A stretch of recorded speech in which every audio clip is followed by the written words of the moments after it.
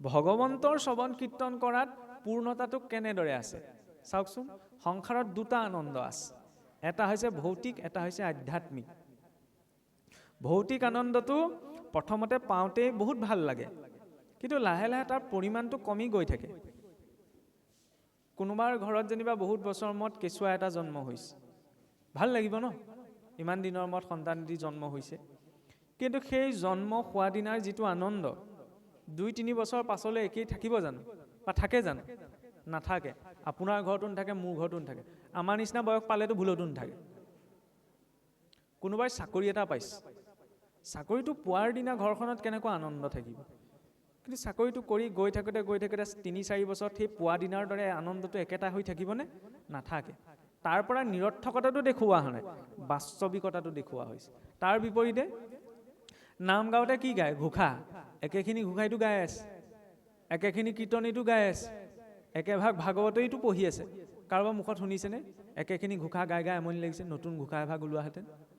একেখন ভাগৱত পঢ়ি পঢ়ি আমনি লাগিছে, নতুন ভাগৱত এভাগ ওলোৱাহেঁতেন? কোনেও নকয়। কিয় নকয়?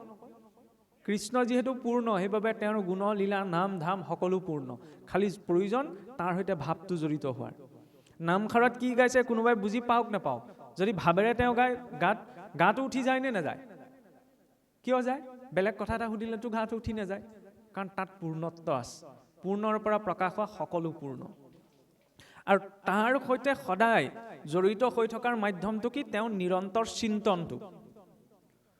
শুনা, সকলোৱে জানে নৱভক্তিৰ প্ৰথম প্ৰয়োজনীয় বস্তুটো হৈছে কি? শ্ৰৱণ, হয়নে? হৰি ভকতিৰ আদি জানিবা শ্ৰৱণ, প্ৰথমতে বোলে শুনিব লাগে। শুনাৰতো 3টা পৰ্যায় আছে, এটা হৈছে অধম শ্ৰৱণ, এটা মধ্যম শ্ৰৱণ, এটা উত্তম শ্ৰৱণ। অধম শ্ৰৱণত কথাখিনি এইফালে শুনিলো ইফালে ওলাই যায়, হয়নে? একো নাথাকে। মধ্যম শ্ৰৱণত কথাখিনি শুনা যায়, মনতো থাকে, কিন্তু আচৰণ একো কৰা নাযায়। উত্তম শ্ৰৱণত কথাখিনি তেওঁ শুনিছে, বুজিছেও, তাক আচৰণো কৰিছে। এতিয়া কোনটো লাগে? কোনটো লাগে? উত্তমটো লাগে, হয়নে? কিন্তু চাবলৈ গ'লে তিনিওটাই লাগে। কেনেকৈ তিনিওটা লাগে? অধম শ্ৰৱণটো কেতিয়া লাগিব? ক'ৰবালৈ গৈ আছোঁ, জৰুৰী নহয় সদায় যে ভাল কথাই কাণত পৰিবহি, কেতিয়াবা বেয়া কথাওতো কাণত পৰিবহি পাৰে। সেইখিনি সময়ত অধম শ্ৰৱণ, কাণত পৰিলেহি এইবোৰ অদৰকাৰী কথা, ইফালে উলিয়াই দিলেই হ'ল, লাগিব নালাগে? সেইখিনি সময়ত আকৌ উত্তম শ্ৰৱণ কৰিলে নহ'ব নহয়। বেয়া কথাটো শুনিলোঁ, মনত ৰাখিছোঁ, তাক আকৌ পালন কৰিছোঁ, হয়নে? বেয়া কথা কিবা কাণত পৰিলে সেইখিনিত অধম শ্ৰৱণ। মধ্যম শ্ৰৱণ, মধ্যম শ্ৰৱণটো সাধাৰণতে বেয়া, কিন্তু প্ৰয়োজনীয়তা সেইটোৰো আছে, কাৰণ সকলোকে আমি বুজাব নোৱাৰোঁ, হয়নে? কেতিয়াবা এনেকুৱাওতো হ'ব পাৰে, কাৰণ সকলোকে লগত যদি আপুনি বুজাবলৈ যায় তেতিয়াহ'লে আপোনাৰ নিজৰ শক্তিও শেষ, ইজনো, কাৰণ পূৰ্বৰে পৰা মই যদি ধাৰণা এটা বনাই থৈছোঁৱে, আপুনি মূৰত শিলত মূৰটো মাৰিলেও মোক বুজাব নোৱাৰে, হয়নে? সেইকাৰণে কেতিয়াবা এনেকুৱা প্ৰসংগও আহে জীৱনলৈ যে শলাগ ল'বলগীয়া হয়, কিন্তু অন্তৰত থকাটোহে মানিব লগা হয়, কাৰণ সকলোৰে সৈতে আপুনি যুক্তি তৰ্ক কৰিব নোৱাৰে। ৰাৱণৰে ক্ষেত্ৰত এইটো হৈছিল। এবাৰ ৰাৱণক গৈ খবৰ দিলেগৈ সৈন্য সামন্তই, বোলে তোমাৰ আচল শত্ৰুটো তোমাৰ ৰাজ্যতেই আছে। বোলে কেনেকৈ আছে? বিভীষণ। বোলে বিভীষণে মনৰ পৰা ৰামক ভক্তি কৰে, এইটো কোনেও নেদেখে, কিন্তু বিভীষণে তোমাৰ শত্ৰুৰ নামে গোটেই ঘৰখনত লিখি থৈছে, ৰাম নাম। ৰাৱণৰ খং উঠিল যে মোৰ ভাতৃ হৈ পেলাই মোৰ শত্ৰুৰ নাম মোৰ ৰাজ্যত লিখি থৈছে। আহি পেলাই দেখিলে হয় যে ৰাম নাম লিখা আছে। ৰাৱণে সেইখিনি সময়তে বোলে অস্ত্ৰ উলিয়াই তেওঁক কাটেই। বিভীষণে ক'লে বোলে ৰ'বচোন, ৰ'ব, ধৈৰ্য ধৰক, ইমান অধৈৰ্য কিয় হৈছে? বোলে কিয় নকৰিম, তই মোৰ শত্ৰুৰ নাম ৰাজ্যত লিখি থৈছ। বোলে শত্ৰুৰ নাম নহয় নহয়, এই বোলে দেখকৈ মিছা কথা কৈছ। ৰাম মানে ৰাৱণ, মই মানে মন্দোদৰীহে, মই সেই ৰামৰ কথা নাই লিখা নহয়, আপোনালোক দুজনৰ কথাহে লিখিছোঁ। এতিয়া সেই ৰাৱণক যদি বিভীষণে ৰাম নামৰ মহিমাৰ কথা ক'বলৈ গ'লহেঁতেন, পৰিস্থিতি কি হ'লহেঁতেন বাৰু? বুজি পাইছে? ৰাৱণক সেইকাৰণে ৰাম নামৰ মহিমাৰ কথা বুজাই লাগ নাই, যি যেনেকৈ বুজে তেনেকৈ শলাগ লৈ থৈ দিয়ক, কিন্তু অন্তৰৰ পৰা জানে নহয় সেইটোহে আচৰণ কৰক। মধ্যম শ্ৰৱণ, সকলোৰে শুনক, পালন নিজৰটোহে, হয়নে? সেইটো অহংকাৰ নহয়, সেইটো স্পষ্টতা, নিজে বুজিছে নহয়, আনক বুজাৰ প্ৰয়োজন নাই। তৃতীয়তে কি? উত্তম শ্ৰৱণ।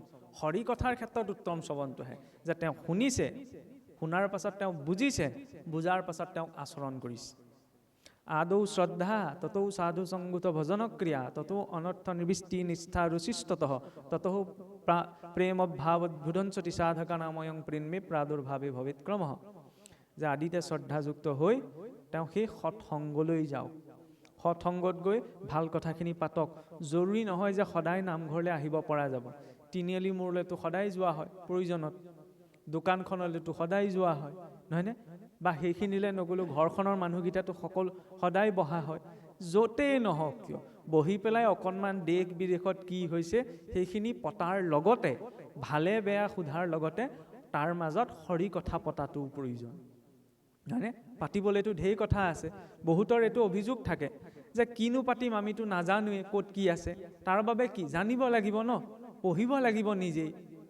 মই যি ক'ম সেইটো আপুনি বুজাতকৈ নিজেই যদি পঢ়ে চৰ্চা কৰে সেইটোৰ পৰা অধিক বুজা যায় ন। তাৰ পাছত সম্যক ধাৰণা এটা লৈ সৎসংগলৈ। আগতীয়া যদি ধাৰণাই নাই তেতিয়া বুজিবলৈ অকণমান অসুবিধা হয়। কাইলৈ বোলে ছাৰে ক্লাছত ৰুমত এইটো চেপ্টাৰ বহাব, আগদিনাই যদি ছাত্ৰজনে অকণমান চাই যায় বুজিবলৈ সুবিধা হয়, নহয়নে? কিন্তু যদি মোৰ সেই ন্যূনতম চৰ্চা কোনো নাই, তাৰপিছত বুজিবলৈ বহুত টান হৈ পৰে। প্ৰয়োজন নহয় যে ঠগাত থৈ ধুনীয়াকৈ ধুতিখন পিন্ধিয়ে নামঘৰত বা গোঁসাই ঘৰত আমি সদায় গীতা ভাগৱত পঢ়িম, কাৰণ সকলোৰে তেনেকুৱা পৰিস্থিতি নহ'বও পাৰে সদায়, হয়নে? মোবাইলটো আছে নহয়, মোবাইলটোতো পাৰি। আমি কৈ থকাবিলাক বৰকৈ শুনিব নালাগে, কাৰণ নানামুনি নানামত বুলি এনেই কয় নহয়। আৰু যিমান বিশৃংখলতা এই কথাবিলাকে কৈছে, আগতে ইমান বিশৃংখলতা নাছিল। মোৰ কথা ইজনৰ লগত নিমিলে, সিজনৰ কথা ইজনৰ লগত নিমিলে, কাৰণ নিজা নিজা দৃষ্টিকোণটো বহু ক্ষেত্ৰত আহি যায়। মূল সংস্কৃত গীতা ভাগৱত বাহিৰৰ ইউনিভাৰ্চিটিবিলাকতো পঢ়োৱা হৈছে। PDF ডাউনলোড কৰিব পাৰি নহয়। ককা আইতাসকলে ঘৰত পঢ়িব, বাকীসকলেতো মোবাইলটোত পাৰে। PDF এটা ডাউনলোড কৰি যদি দিনটোত যদি 2টা শাৰীও পঢ়িছে বহুত কামত দিব, নিজে বুজিব পাৰিব ন। কিন্তু সেইকণ নহয়গৈ। আমাৰ আকৌ সময় নাই নহয়, কোনে গৈ কি খালে, কোনে গৈ ক'ত কি চালেগৈ, এইবিলাক চাওঁতে সময়টো গুচি যায়, নহয় জানো? ঈশ্বৰে ইমান এটা উত্তম মাধ্যম দিলে যিটোৰ জৰিয়তে গোটেই পৃথিৱীৰ চুকক কোনে কি হৈ আছে তাক বাৰ্তা পাব পাৰোঁ। মনোৰঞ্জন লাগে, মনোৰঞ্জন নুই কৰিবলৈ যোৱা নাই, কিন্তু পোৱা গোটেই সময়কণ মনোৰঞ্জনৰ বাবে নহয় জানো? নিচা লাগে, নিচা থাকিলেহে মানুহৰ জীৱনটোৰ প্ৰতি অকণমান কিবা এটা আকৰ্ষণ এটা থাকে। কিন্তু নিচা মানে এবটল খাই খোজকেইটা লৰক পৰক খোৱাটো নিচা নহয়। যিটো নিচাই জীৱক উত্তৰণ ঘটাব পাৰে সেইটো নিচাহে লাগে। যিটো নিচাই মানুহক অৱনমিত কৰে সেইটো নিচা নালাগে। পুনৰ কৈছোঁ, এইবিলাক কথা ধৰ্মৰ দৃষ্টিৰে চাব নালাগে যে এইখিনি কথা এই শৰণীয়া ভজনীয়াসকলেহে পালন কৰিব, নহয়, প্ৰত্যেক মনুষ্যৰ বাবে। নহ'লে চাওকচোন, আজিৰ পৰা খ্ৰীষ্টপূৰ্বৰ কথা বাদেই দিয়ক, এতিয়াও যেতিয়া মানসিক শান্তিৰ প্ৰয়োজন হয় সেই ষ্টিভ জবছে ভাৰতলৈকে আহিছিল, নহয়নে? আজিকালি আমাৰ ইমান আধুনিকৰণ হৈছে যে আমাৰ ল'ৰা ছোৱালীৰ নামবিলাকো কিবা কিবি অদ্ভুত হ'বলৈ ধৰিছে। এতিয়া চাওক, ইলন মাস্ক কথা প্ৰসংগত কৈছোঁ আৰু, যে মহাকাশলৈ ব্যক্তিগত খণ্ডৰ মানুহ পঠিওৱাৰ বিশ্বৰ আটাইতকৈ প্ৰথম যিটো কোম্পানী বুলিয়েই ক'ব লাগিব, যিটো সংস্থা, সেইটো হৈছে ইলন মাস্কৰ। তেওঁ নিজৰ পুতেকৰ নাম ভাৰতীয় বিজ্ঞানী চন্দ্ৰশেখৰৰ নামত দিছে, S সুব্ৰমণিয়ম চন্দ্ৰশেখৰ। CV ৰমনৰ ভতিজাক আছিল, যি প্ৰথম এছিয়া দেশৰ পৰা নোবেল বঁটা পাইছিল ৰসায়ন বিজ্ঞানত, নহয়নে? আমি আকৌ সেইফালেহে নাম দিবলৈ যাওঁ, বুজি পাইছেই নহয়, কেতিয়াবা হৈ যায়, নহয়নে? কিয়? কাৰণ ইয়াৰ সংস্কৃতিৰ মূল্যটো বুজি পাইছে ন। আজি এপল কোম্পানী, মোবাইল হাতত যদি iPhone এটা থাকে আৰু কি লাগিছে, নহয়নে? তেনেকুৱাতো অকণমান ভাৱনা আমাৰ যুৱ প্ৰজন্মৰ মাজত আছে। কিন্তু সেই এপল ফোনটোৰ মালিক লৰেনা পাৱেল, নহয়নে?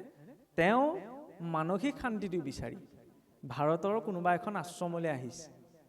কি প্ৰয়োজন, কি অভাৱ হৈছিল, বাদ দিয়ক।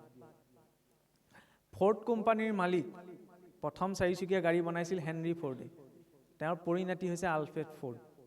সৰ্বস্ব ত্যাগ কৰি থৈ আহি অম্বৰীশ দাস নাম লৈ ভাৰতবৰ্ষত গীতাৰ জ্ঞান প্ৰচাৰৰ বাবে নিজক নিয়োগ কৰিছে। আমিতো কৰিব নালাগে সিমানখিনি, হয়নে?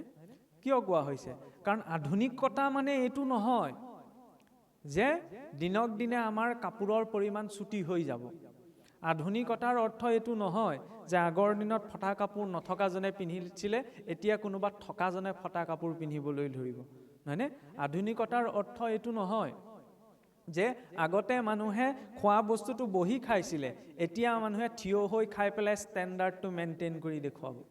বুজি পাইছে? সেইখিনি আধুনিকতা নহয়। আধুনিকতা সেইখিনিহে যে তেওঁলোকে কি গ্ৰহণ কৰিছে তাতো চাব লাগিব ন। কথাখিনি কিয় কোৱা গৈছে?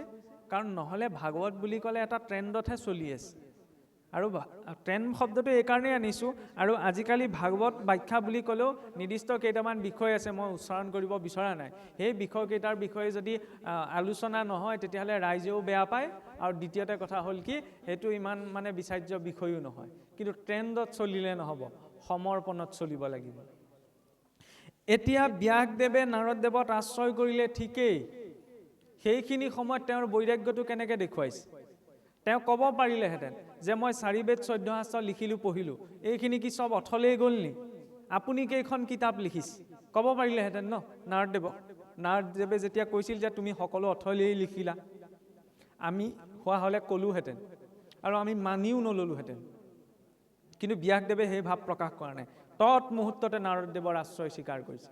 বৈৰাগ্য হৈছে সেইটো যে 5 বছৰ দিনে মোৰ মনত এটা ধাৰণা আছিল, 5 বছৰৰ পাছত গম পোৱা গ'ল যে এই ধাৰণাটো ভুল। তৎমুহূৰ্ততে সত্যটো গ্ৰহণ কৰিব পৰা ক্ষমতাটো হৈছে বৈৰাগ্য। তাত বিশ্বাসটো লাগিব। সেই বিশ্বাসৰ বাবে নাৰদদেৱৰ উপৰি জন্ম কথন, হয়নে? যে হৰি ভক্তি আচৰণ কৰি কিদৰে এজন দাসী পুত্ৰই পাৰিষদী শৰীৰ লাভ কৰিব পাৰে। নামৰ মহিমা কোনখিনি? কাৰণ নামঘৰলৈ পোনপ্ৰথমতে আহোঁতেই যদি এজন মানুহক 10টা নীতি নিয়ম দি দিয়ে, কাইলৈৰ পৰা নহা হৈ থাকিব। এনেই নাহে মানুহ নামঘৰলৈ। যদি নীতি নিয়ম 10টা দি দিয়ে, কাইলৈৰ পৰা ভুলতো নাহে, বুলিব ইমান নীতি নিয়ম পালন কৰাতকৈ নাযাওঁৱে। সেইকাৰণে আমাৰ মানুহ চাবচোন, কিছুসকল আছে নামষাৰ গাই থাকোঁতে নাহে, এই নাম গাইছেহে, নাম শেষত প্ৰসাদ খোৱা সময়ত যাম। ভাগৱত পঢ়ি থকা সময়ত, নামষাৰ গাই থকা সময়ত হয়তো নামঘৰত ৰাইজ ইমান নাথাকিব পাৰে, ভোজ খোৱা সময়ত যিমান আকাশ পাতালৰ পৰা সকলো আগমন ঘটে, হয়নে? সেইটো বেয়া কথা নহয়। কিন্তু কোনোবাখিনিত সুৰুঙাটো পোৱা নাই, কোনোবাখিনিত ভাবি থকা হৈছে কি, নামষাৰ কোনে গাব, ককাহঁতৰ বয়সে কেইজনমানে বহি পেলাই নামষাৰ গাব, হৈ গ'ল, তেওঁলোকৰ কাম কৰিলে, পাঠ পঢ়িব, কি পঢ়িব, আশীৰ্বাদ দিব, তাৰপিছত খোৱা সময়তে যাম। কিন্তু তাত বহিবলৈ বাহিৰৰ মানুহ আহিছে, আমি কি ত্যাগ কৰিছোঁ? আমি ভাবোঁ কি, ভাগৱত মাৰ্গলৈ আহিলে আমুকটো নাখাবলৈ ক'ব, তামুকটো নাখাবলৈ, ইছৰাম কি হ'ব? আমাৰ অসমৰ কাষতে এখন নগৰ আছে, মায়াপুৰ বুলি কয়। ইউটিউবে ওলাই থাকে, গুগলত মাৰিলেও পাব, চাবচোন কেতিয়াবা। আমি আপোনাৰ এই মাছ মঙহৰ জোলকণলৈ ভয় কৰি ভয় কৰি থাকোঁ, কি ডাঙৰ কথাবোৰ নাখাব লাগিব, আমুক তামুক। মই সেইটো বিষয়ত ক'বলৈ যোৱা নাই, কিন্তু চাওক, তাত এনেকুৱা কিছুসকল ব্যক্তি আছে, ভাৰতীয় নহয়, যে ৰাছিয়া, ব্ৰাজিল, অষ্ট্ৰেলিয়াৰ মানুহ নিজৰ ঘৰ দুৱাৰ সকলো ত্যাগ কৰি এনেকুৱাকৈ ভক্তিত লাগিছে যে গোটেই জীৱনটোৱে উপবাস পালন কৰিছে। উপবাসত এটা সিদ্ধান্ত আছে, নিমখ খাব নালাগে, নিমখ খালে বোলে উপবাস ভংগ হয়। সোৱাদৰ নামত নিমখটোহে, কোনোবাই মিঠা নাখাব পাৰে, তিতা নাখাব পাৰে, নিমখকণ নহ'লে তেওঁ কি সোৱাদ পাব বাৰু? নিমখ ত্যাগ কৰি দিছে। আমাকতো কোৱা নাই সেইখিনি কৰিবলৈ, নিমখ এৰি দিয়া বুলি, নহয়নে? নিজৰ জেগাত মাত্ৰ ৰেছপনচিবিলিটিটো লাগে, নিজৰ দায়িত্ববোধটো লাগে, হয়নে? সেইবিলাক সেইকাৰণে চাব লাগে, চাবলগীয়া সেইবিলাক দিশো আছে। আমি আকৌ মোবাইলটোত কোনে গৈ ক'ত বমি কৰিলে সেইটোও চাওঁ, কুকুৰ আলিৰ পৰা আৰম্ভ কৰি কিবা আলিলৈকে, নহয়নে? সিমানলৈকে চায়, সেইবিলাকৰ ভিউজ বেছি। আমাক চাবলৈও কোৱা নাই, নালাগে চাব, কাৰো কথা শুনিব নালাগে, কিন্তু নিজৰ গৱেষণাটো আৰম্ভ কৰক ন এই দিশটোত, যে কিনো আছে, ইমান যে চব আহিছে, ইয়াতনো কি বিশেষ আছে? নথকাসকলে তেনেদৰে পাব, থকাসকলে প্ৰয়োগ কৰিব লাগে।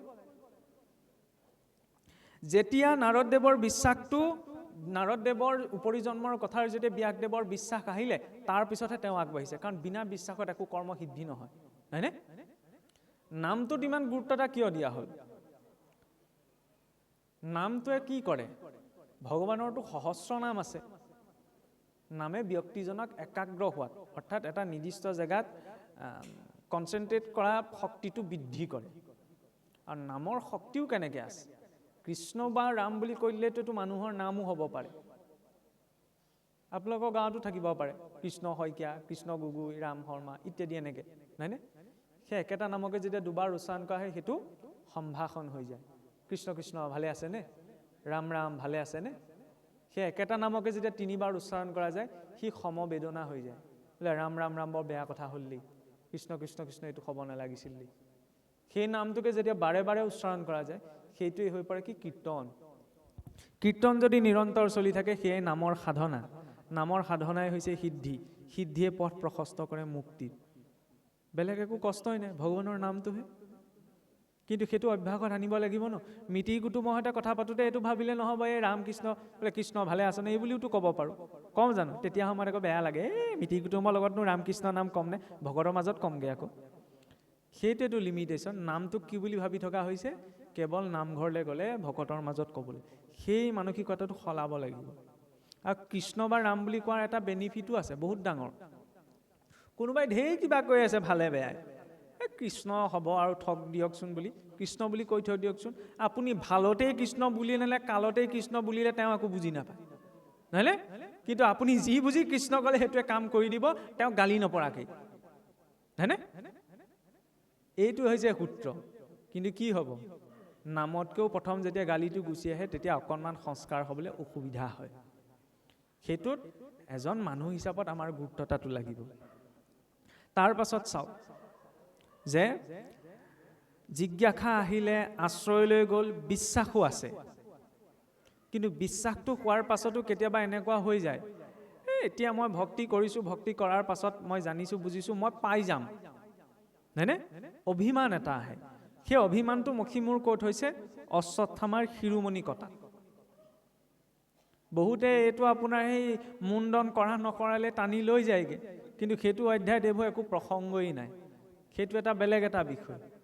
অশ্বত্থামা গুৰু দ্ৰোণাচাৰ্যৰ পুত্ৰ, ইমান এজন জ্ঞানী ব্যক্তি, হয়নে? গুৰুপুত্ৰ যেতিয়া জ্ঞানী, কিন্তু মানুহে যেতিয়া পোৱা নোপোৱাৰ কথাটো মূৰৰ ওপৰত তুলি লয় তেতিয়া হিতাহিত চিন্তা কৰাৰ ক্ষমতাটো হেৰুৱাই পেলায়। প্ৰমাণ কি? এই অশ্বত্থামা ভাবিলে কি মই যদি গোটেই পাণ্ডৱৰ বংশতে নষ্ট কৰি পেলাওঁ, মোৰ আৰু চিন্তা নাই, দুৰ্যোধনে মোক ঢেৰ ধনে শুনে সা সম্পত্তি দিব।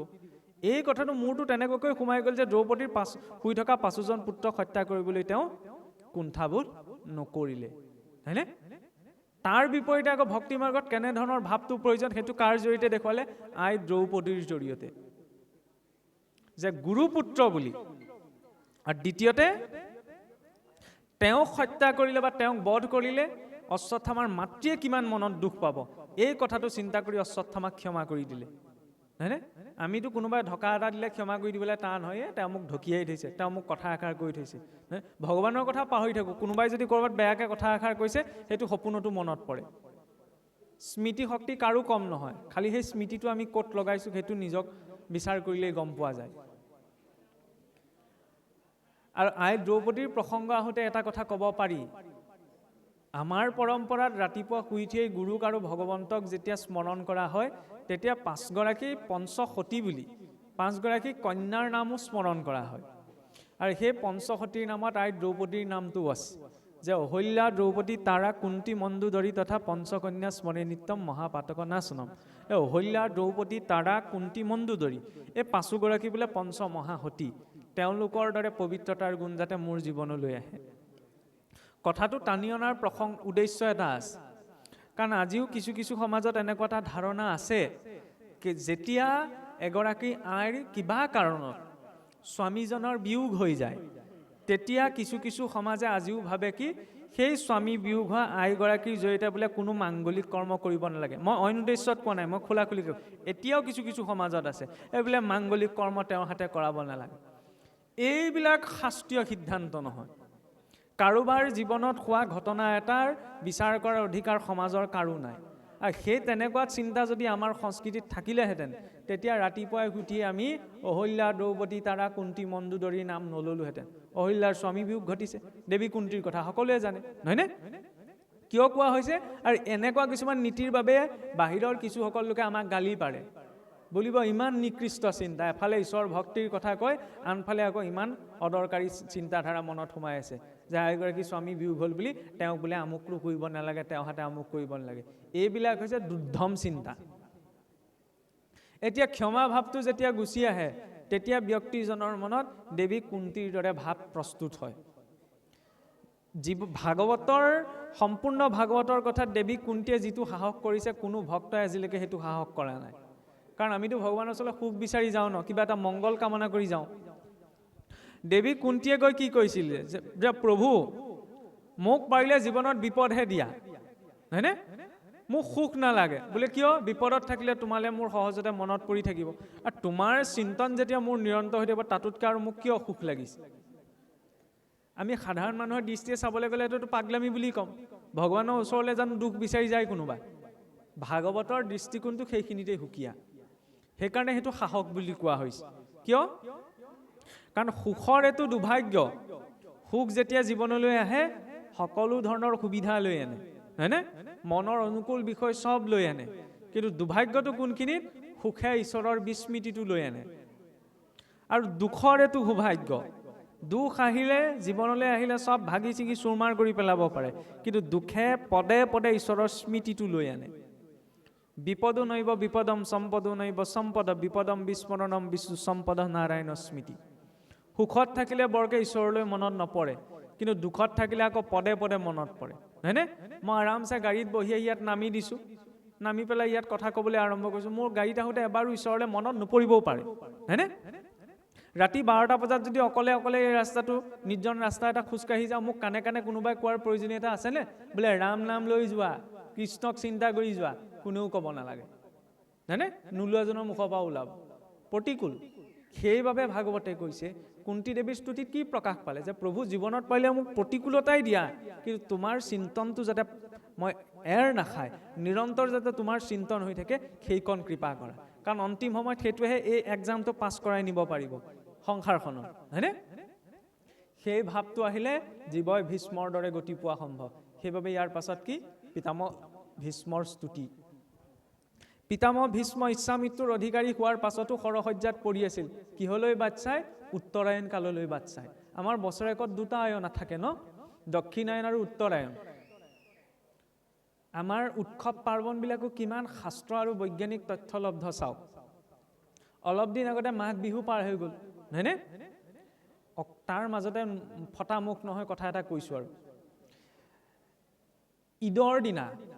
ঈদৰ দিনা কোনোবা মুছলিম মানুহক দেখিছেনে মদ খাই বোলে ক'ৰবাত পৰি আছে মদ খাই বোলে ক'ৰবাত হুলস্থুল কৰিছে ক'তো আপুনি বিচাৰি নাপায় বৰদিনৰ দিনা কোনোবা খ্ৰীষ্টান মানুহক ক'ৰবাত দেখিছেনে বা ক'ৰবাত শুনিবলৈ পায়নে মদ খাই বোলে ক'ৰবাত পৰি আছে বা মদ খাই বোলে কিবা উৎপাত কৰিছে কিন্তু মাঘ বিহুৰ উৰুকাৰ দিনালৈ মনত পেলাওকচোন বুজি পাইছেই নহয় সেইটো ভুল আমাৰ মাজতহে হয় সেইটো ভুল তেওঁলোকে নকৰে কিয় কাৰণ তেওঁলোকৰ নিজৰ সমাজ সংস্কৃতিৰ প্ৰতি তেওঁলোকৰ দায়বদ্ধ আমাৰ দায়বদ্ধতা কোনোবাখিনিত নাই কিয় নাই বুলি কৈছোঁ বহুত দূৰলৈ নাযাওঁ হুলস্থুল লাগিয়ে থাকে নহয় অসমীয়াৰ মাটি ভেটি ৰক্ষাৰ কাৰণে হয়নে আপুনি ঘৰলৈ যাব ঘৰলৈ গৈ অসমীয়া কেলেণ্ডাৰ বৰকটকী কোম্পানী অসমীয়া কেলেণ্ডাৰখন ওলাই নহয় ল'ৰাটোক মাতি আনিব এইফালে আছোন অসমীয়া কেলেণ্ডাৰখন কেনেকৈ চাই দেখুৱাচোন সুধিবগৈ তেতিয়াই ওলাই যাব অসমীয়াৰ মাটি ভেটি কোনে ৰক্ষা কৰিব অসমীয়া কেলেণ্ডাৰখন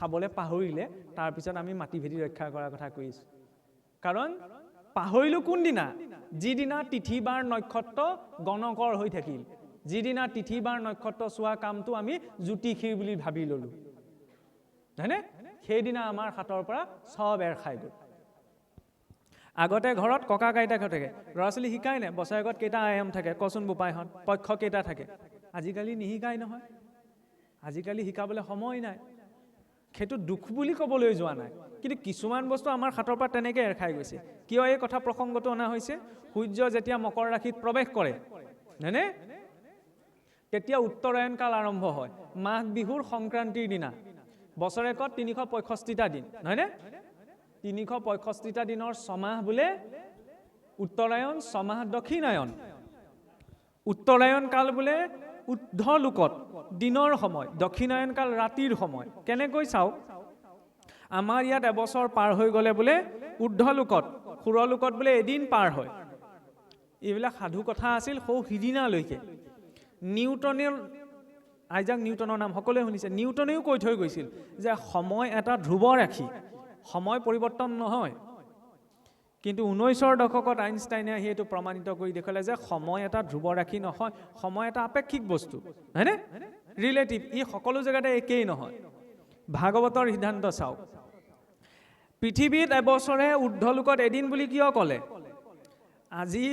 আজিও মহাকাশলৈ যেতিয়া উপগ্ৰহসমূহ পঠিওৱা যায়, যিমানে পৃথিৱীৰ কক্ষপথৰ পৰা আঁতৰি আঁতৰি গৈ থাকে, সিমানে সময়ৰ গতিটো কমি যায়। আজি ভাৰতৰ সময় আমেৰিকাৰ সময়ৰ লগত নিমিলে, হয়নে? সময়ৰ গতিটো সকলো স্থানতে বেলেগ বেলেগ, সময় এটা আপেক্ষিক বিষয়। অন্য জীৱই শৰীৰটো এৰিলে সিহঁতৰ পাপ পুণ্যৰ লেখা নাই কাৰণে ঊৰ্ধ্বদৈহিক যাত্ৰা কৰিব নালাগে। কিন্তু মনুষ্য যেতিয়া মৰে ন, আমি বিহুৱে সংক্ৰান্তিয়ে অফাৰ বিচাৰি যাওঁ নহয়, কাপোৰযোৰত বোলে কিমান অফাৰ আছে, গাড়ীখনত কিমান অফাৰ আছে, যাওঁ নে নাযাওঁ? মৰাৰ পাছত এতিয়া জমেও অফাৰ এটা দিয়ে, সেইটো অফাৰ নাম হৈছে যাতনা শৰীৰ। এইটোতো দাহ কৰি দিয়ে, নষ্ট হৈ যায়, এইটোতো লগত নাযায়। এতিয়া যিখিনি দাগ লগালোঁ সেইখিনিতো ধুব লাগিব, ধুবলৈতো মাধ্যম এটা লাগিব, যাতনা শৰীৰটো দিয়ে। আৰু সেই যাতনা শৰীৰক অৱলম্বন কৰিবলৈ জীৱই ঊৰ্ধ্বদৈহিক যাত্ৰা কৰিব লগা হয়। তাৰপিছত আৰু যম ৰজাই লাহেকৈ চাফ চাবোন দি ধুৱে, দাগ যোৱাকেইটা তাতেই গুচি যায়, নোযোৱাকেইটা আকৌ যাবলৈ ইয়াত মেলি দিয়েহি। এতিয়া যাওঁতে যিটো সময় লাগে, হয়নে? সেই সময়টোৰ প্ৰশস্ত সময় কি বোলে? উত্তৰায়ণ বেলা। কাৰণ মহাকাশত যদি পৃথিৱীৰ কক্ষপথৰ পৰা ওপৰলৈ গৈ থাকিলে সময়ৰ গতি কমি যায়। কল্পনা বুলি ক'লেও ইয়াত এটা বৈজ্ঞানিক চিন্তা আছে, কাৰণ আমি আছোঁ ভূলোকত, ভূলোকৰ ওপৰত আছে সুৰলোক, সিমানলৈকে পাইগে মানে এবছৰ পাৰ হৈ যায়। এতিয়া কাৰোবাৰ ঘৰলৈ যোৱাৰ প্ৰশস্ত সময় কোনটো? দিনৰ বেলা নে ৰাতিৰ বেলা? দিনৰ বেলা। ৰাতি গ'লে দৰ্জা খুলি নিদিবও পাৰে, আজিৰ যুগততো ভুলতো নিদিয়ে, ভয় হ'ল নহয়, কোন বুলিব, কি ৰূপত আহিছে ঠিক নাই। পিতামহ ভীষ্ম শৰসজ্জাত পৰিছিল কোন বেলা? দক্ষিণায়ন কালত। কাৰণ তেওঁ জানিছিল এতিয়া যদি মই শৰীৰটো এৰিবলৈ হয় সহজে ঊৰ্ধ্বদৈহিক যাত্ৰা কৰিব নোৱাৰোঁ। সেইবাবে বাট চালে কিহলৈ? উত্তৰায়ণ বেলালৈ। উত্তৰায়ণ বেলাত যাতে মই শৰীৰ এৰিলে সহজে ঊৰ্ধ্বদৈহিক যাত্ৰা কৰিব পাৰিম। সেইকাৰণে চাবচোন পাঠৰ আসনখনো কেনি থাকে? উত্তৰ দিশলৈ। ভাগৱতৰ আৰম্ভণিতে পৰীক্ষিতক গৈ পেলাই কোন দিশে বহিছেগৈ? উত্তৰ দিশে। বিদুৰো গৈছে কেনি? উত্তৰ দিশে, হয়নে? উদ্ধৱ গৈছে কেনি? উত্তৰ দিশে। ভকতৰ উত্তৰ দিশত এনেকুৱা কি আছে? কাৰণ আমাক কি লাগে? উত্তৰায়ণ গতি, উত্তৰণ লাগে জীৱনত, হয়নে? ভগৱানৰ উপাসনাটো আমি পূব দিশত কৰোঁ। ওপৰ বুলি ক'লে আমি আকাশলৈ যাওঁ, ভগৱান ওপৰত আছে, এইটো ওপৰ দিশ নহয়, এইটো ঊৰ্ধ্ব দিশ নহয়। আমি যে কওঁ ভগৱান ওপৰত আছে, ভগৱান ক'ত আছে? পূব দিশত আছে। কেনেকৈ আছে? বিজ্ঞানতেচোন আমি পঢ়িছোঁ সূৰ্যটো মাজত আছে, নহয়নে? সূৰ্যটোৰ চাৰিওফালে পৃথিৱীখন ঘূৰি আছে, পৃথিৱীৰ উত্তৰ মেৰুটো কোনো নাই, দক্ষিণ মেৰুটো কোনো নাই, আমি এই ছাইডটোতহে আছোঁ, হয়নে? তেতিয়া ছাইডত থকা মানুহখিনি যেতিয়া আঙুলিটো ওপৰলৈ বুলি দেখুৱায়, এইটো কি দিশ? এইটো সূৰ্যলৈ দিশ, এইটো ঊৰ্ধ্ব দিশ নহয়।